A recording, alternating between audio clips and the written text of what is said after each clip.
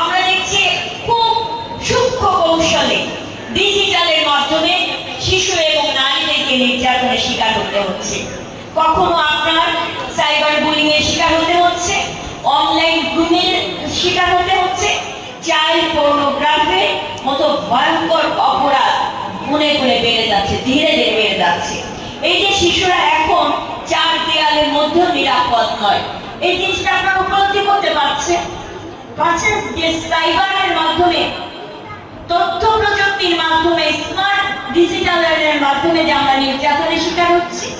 AI সৃষ্টি করে একটা ছবি বিকৃতি করে ছেড়ে দেওয়া হচ্ছে, একটা মেয়েকে কলঙ্কিত করা হচ্ছে, একজন কর্মকর্তাকে কলঙ্কিত করা হচ্ছে, একজন রাজনৈতিক নেতাকে কলঙ্কিত করা হচ্ছে, তাই না? দেখেন আমাদের মহান সম্মানিত প্রধানমন্ত্রী থেকে শুরু করে প্রধানমন্ত্রী কন্যার সন্তানও কিন্তু এর থেকে রেহাই পাচ্ছে না।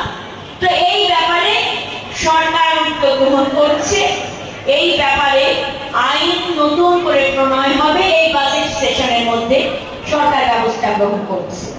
আমি যে কথাটা বলতে চাচ্ছি যে আমাদের প্রধান চ্যালেঞ্জ কি কোথায় জানেন? আমাদের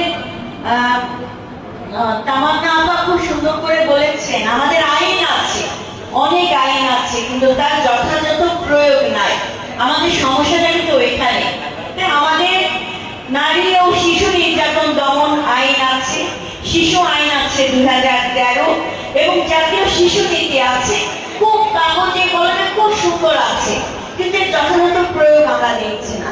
কিন্তু বর্তমান একটি জবাবদিহিতামূলক রাষ্ট্র ব্যবস্থা রাষ্ট্র পরিচালনা করছে, সরকারের দায়িত্ব গ্রহণ করেছে জনগণের সরকার প্রধান মাননীয় প্রধানমন্ত্রী জনাব তারেক রহমান। তিনি এই জায়গায় যেখানে প্রয়োগ নাই সেই জায়গায় সঠিক প্রয়োগটা যেন হয় তার জন্য তিনি ব্যবস্থা গ্রহণ করেছেন। খুব গত 7 তারিখে আমরা দেখেছি, খুব কতদিন আগে যে একটা ঘটনা পুরো জাতিকে নাড়িয়ে দিয়েছে, সেই রামিসা হত্যা বিচার 6 কার্য দিবসের মধ্যে এই সরকার সম্পূর্ণ করতে সক্ষম হয়েছে। এটা আমাদের জন্য একটা বড় অ্যাচিভমেন্ট, এটা আমাদের জন্য একটা দৃষ্টান্ত। কি দৃষ্টান্ত না? আপনারা কি এমন সরকার চান না? আপনারা কি এমন আইনের প্রয়োগ চান না যে আইন থাকবে তার যথাযথ প্রয়োগ হবে, এটা দেখতে চান না? এতদিন ধরে আইন ছিল, তার যথাযথ প্রয়োগ ছিল না। তো আপনাদের হাতে তালি কোথায়? এটা তো আমরা অ্যাপ্রিশিয়েট করতে পারি সরকারকে, তাই না?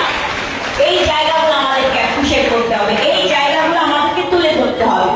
আমরা বিশ্বাস করি খুব অচিরে দ্রুত সময়ের মধ্যে এই রায়ের কার্যকারিতা আমরা দৃশ্যমান দেখতে পারব।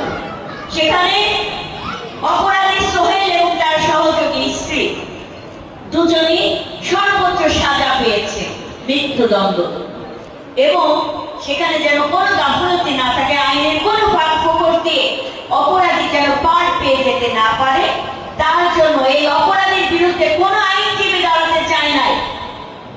সেই সময় এই আইনি প্রক্রিয়াটাকে স্বচ্ছতার ভিত্তিতে নিষ্পত্তিকরণের জন্য রাষ্ট্র থেকে ওই অপরাধীর পক্ষে আইনজীবী নিয়োগ দেওয়া হয়েছে, এবং সুষ্ঠু তদন্ত বিচারের প্রক্রিয়ার মাধ্যমে এই রায় ঘোষিত হয়েছে। এটা হচ্ছে আমাদের নারী সমাজের জন্য একটি খুবই গুরুত্বপূর্ণ ভূমিকা।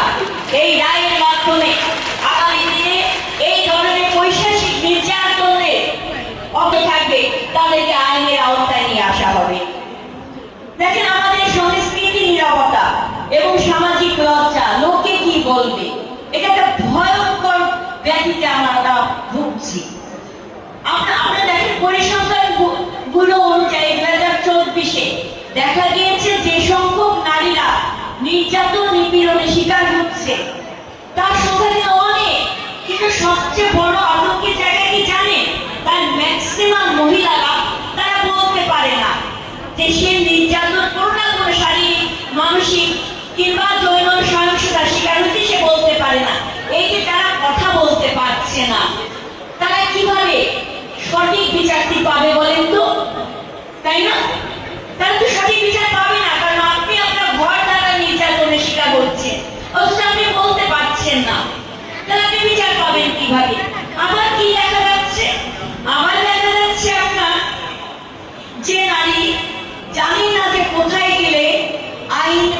বিচার পাবো, কোথায় গেলে মানসিক কি বলে সহযোগিতা পাবো, চিকিৎসা সহযোগিতা পাবো, পুলিশি সহযোগিতা পাবো, সে কিভাবে তার সুরক্ষা অনুভব করবে।